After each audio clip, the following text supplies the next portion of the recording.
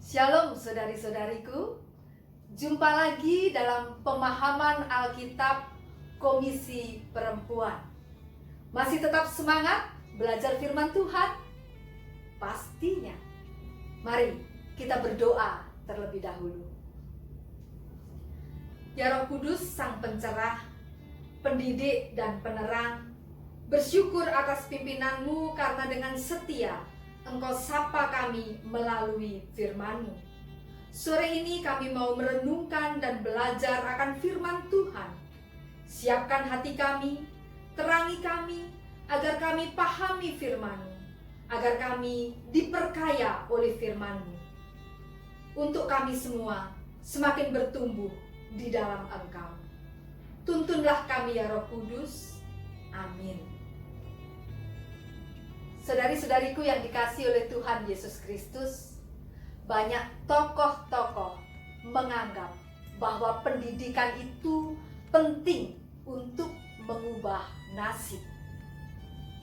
Tokoh pendidikan yang sangat terkenal di Indonesia, Ki Hajar Dewantara, mengatakan hal itu. Tan Malaka, penulis yang terkenal Pramudia Anantatur, tokoh pemerhati anak-anak Kak Seto Mulyadi. Dan juga satu nama yang harus disebut kalau bicara tentang pendidikan adalah Raden Ajeng Kartini. Nah, salah satu kutipan dari surat Kartini mengatakan demikian. Berilah pendidikan yang baik bagi anak-anak perempuan. Siapkan dia masak-masak untuk menjalankan tugas yang berat. Anak perempuan yang pikirannya telah dicerdaskan, serta pandangannya telah diperluas, tidak akan sanggup lagi hidup dalam dunia nenek moyangnya.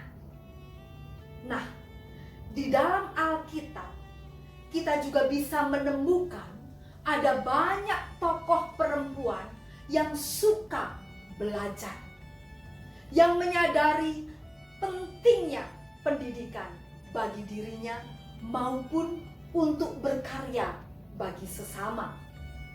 Mereka ini dengan setia mengikut Tuhan Yesus, selalu giat belajar, mendengar, dan menyerap pengajaran-pengajaran Tuhan Yesus. Dan juga di dalam Perjanjian Lama, di dalam kitab 1 Raja-Raja 10 ayat 1 sampai 7. 1 Raja-Raja 10 ayat 1 sampai dengan 7. Di situ ada satu tokoh perempuan yang cukup penting untuk dipelajari. Dia adalah ratu dari negeri Sheba. Mari kita baca kisahnya. 1 Raja-Raja 10 ayat 1 sampai 7. Demikian.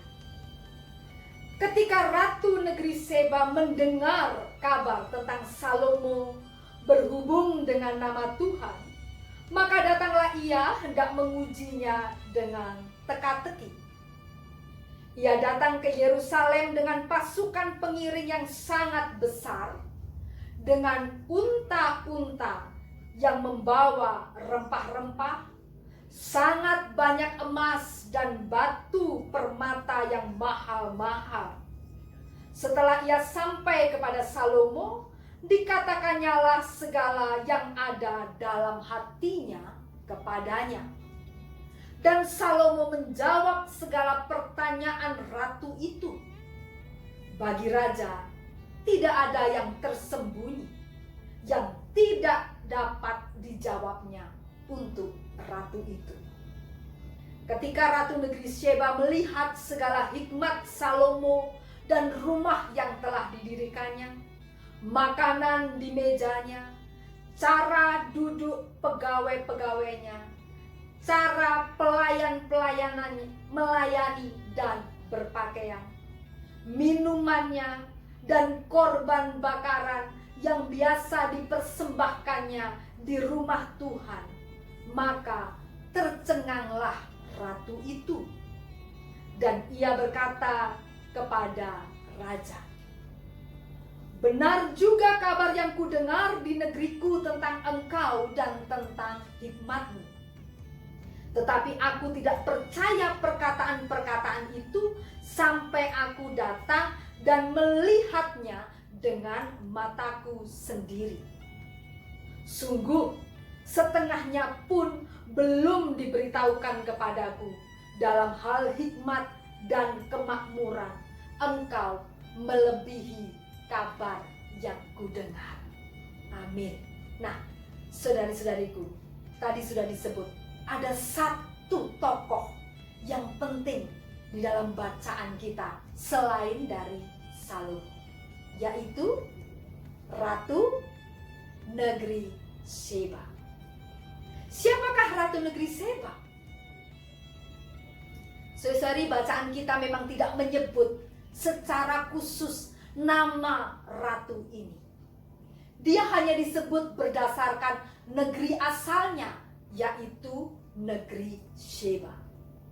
Nah, selain dalam Alkitab, kisah ratu dari negeri Sheba ini sebenarnya juga tercatat dalam sejarah Habesan, yaitu sejarah Afrika kuno, khususnya sejarah Ethiopia, yaitu Kebra Nagas, dan juga dicatat di dalam Al-Quran. Dalam tradisi Ethiopia Kebra Nagas, ratu ini disebut sebagai Ratu Makeda, pendiri dinasti Kekaisaran Ethiopia. Dan dalam tradisi Islam, dia disebut sebagai Bilqis, the Queen of Sheba. Dalam catatan-catatan sejarah itu diketahui bahwa Sheba adalah nama kuno untuk Abyssinia, yaitu sebuah kerajaan di Laut Merah yang sekarang ini berada di sekitar Ethiopia dan Yaman. Di dalam kitab Perjanjian Baru, ratu ini juga dikutip satu kali di dalam Matius 12 ayat 42, dan disebut dia sebagai Ratu dari Selatan. Nah, saudari-saudariku yang dikasihi oleh Tuhan Yesus Kristus, dari catatan-catatan sejarah diperkirakan bahwa Ratu Sheba itu lahir pada 960 sebelum Masehi. Dia digambarkan sebagai ratu yang cantik, ratu yang kaya raya, dan memiliki intelektualitas yang tinggi, sehingga dia bisa menguji, dia bisa berdiskusi, dia bisa bersoal jawab dengan Raja Salomo yang sudah terkenal sangat bijaksana. Di dalam teks kita tadi, saudara-saudariku, menunjukkan bagaimana ratu dari negeri Sheba ini begitu antusias dia untuk mencari tahu hikmat dan pengetahuan Salomo. Ketertarikannya pada hikmat pengetahuan itulah yang telah mendorongnya untuk mengarungi lautan yang jauh untuk bertemu dengan Raja Salomo. Nah, berikut kita akan belajar tentang fakta-fakta menarik dalam perjumpaannya dengan Salomo. Fakta yang pertama, Ratu Negeri Sheba bukan hanya datang untuk belajar. Ini penting, bahwa dia bukan hanya datang untuk belajar, tetapi perhatikan tadi teks Alkitab mengatakan dia datang untuk mengujinya dengan teka-teki. Ayat 1 tertulis demikian tadi, menguji. Artinya dia mau mengukur sejauh mana kehebatan Salomo. Dan tentu ini butuh kecerdasan. Tanpa kecerdasan, bagaimana seseorang bisa menguji, bisa mengukur kemampuan orang lain? Apalagi yang diuji itu adalah Salomo. Lalu kemudian fakta yang kedua. Fakta yang kedua dalam ayat yang keempat dan kelima dijelaskan bahwa ratu dari negeri Sheba tadi melakukan pengamatan observasi bahasa zaman sekarang. Bagaimana Salomo mengatur negerinya, mengatur pegawai-pegawainya, bagaimana dia mengatur pelayan-pelayannya. Ratu negeri Seba menyerap segala pengetahuan itu untuk kemudian dibawa pulang ke negerinya, tentu untuk dipraktekkannya. Dan terbukti memang dalam catatan sejarah, ratu yang telah jauh-jauh menimba ilmu ini dapat membawa ke negerinya, membawa negerinya menjadi semakin makmur, semakin kaya, dan semakin berpengaruh. Catatan mengatakan Ratu Sheba menjadi salah satu ratu pada masa itu yang paling berpengaruh. Saudara-saudariku yang dikasihi oleh Tuhan Yesus Kristus, jika satu orang cerdas, terdidik, dapat mengubah dirinya, nasibnya, apalagi seorang ratu yang cerdas, terdidik, dia akan dapat mengubah bangsanya.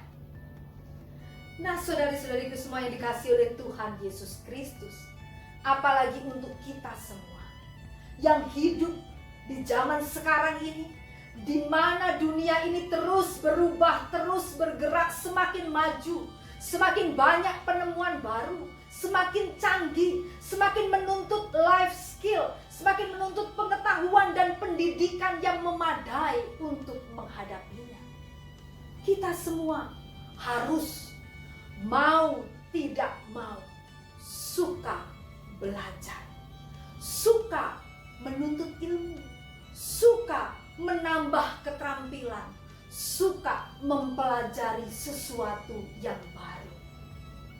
Juga utamanya adalah kaum perempuan, anak-anak kita perempuan, remaja putri, para pemudi. Bukan untuk sekedar menjadi pesaing siapapun, tetapi untuk mereka dapat tegak berdiri di tengah kehidupan yang terus berubah dan bergerak ini. Tadi kutipan Raden Ajeng Kartini sudah mengatakannya. Saudariku, bukan hanya kaum profesional, praktisi pendidikan, para pemimpin, mereka yang berkarir dan berjabatan yang harus menambah ilmu, tetapi siapapun kita dalam posisi masing-masing, dalam posisi strategis kita, perlu terus-menerus belajar mengembangkan diri. Sebagai istri, kita perlu juga terus menambah ilmu, mengembangkan diri kita, supaya kita bisa menjadi mitra yang berkarya dengan suami di tengah-tengah keluarga. Mungkin kita juga ingin mengembangkan satu usaha, pekerjaan di tengah-tengah rumah tangga. Kita perlu menambah ilmu. Sebagai ibu, sebagai pendidik, di tengah tantangan zaman, pasti butuh skill parenting. Sebab tidak mudah untuk mendidik dan membesarkan anak di zaman yang kompleks ini. Sebagai bagian dari masyarakat yang berkiprah, sebagai pengusaha rumahan, sebagai pelayan di gereja lokal, sebagai pengurus gereja dan komisi, sebagai guru sekolah minggu dan lain-lain, kita perlu terus belajar, menemukan cara-cara baru, mengembangkan pengetahuan dan skill, kreativitas, dan lain-lain. Ingat, dengan belajar, kita bukan hanya mengembangkan diri kita, bukan hanya mengubah nasib kita, tetapi juga kita semakin handal, semakin berdaya guna dimanapun ditempatkan, termasuk dalam pelayanan. Saudariku, apalagi di zaman sekarang ini, sangat-sangat terbuka peluang bagi kita untuk terus belajar. Tidak harus secara formal, tetapi secara mandiri. Kita bisa belajar dari manapun, melalui media pencarian Google misalnya, melalui buku-buku misalnya, dengan mengikuti seminar, pelatihan, bahkan di zaman dimana kita ini serba terbatas dalam bertemu dan bergerak.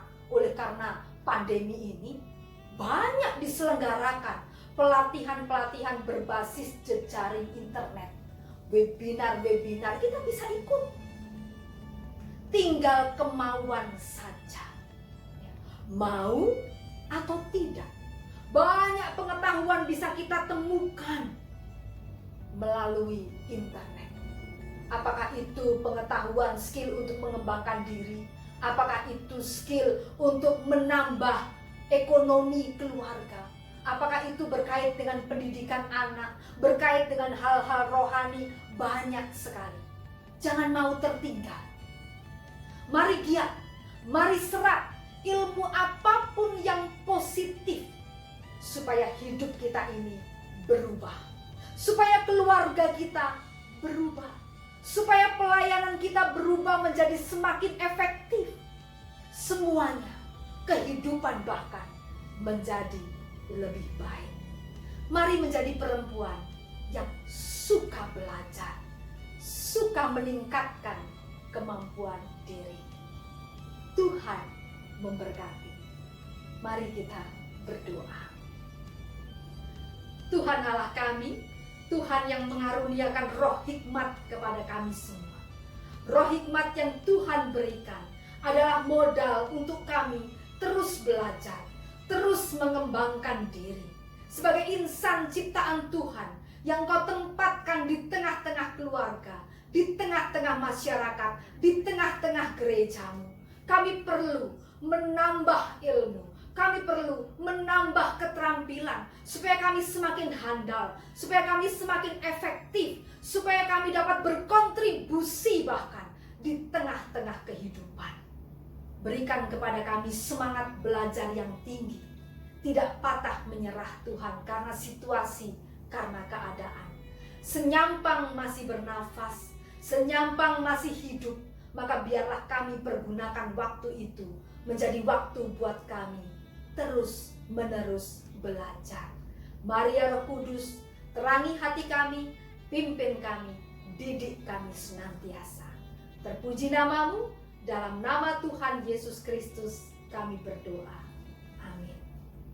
Saudari-saudari yang dikasihi Tuhan, tetap jaga kesehatan, tetap semangat melayani walaupun situasi serba terbatas, dan tetap belajar. Tuhan memberkati.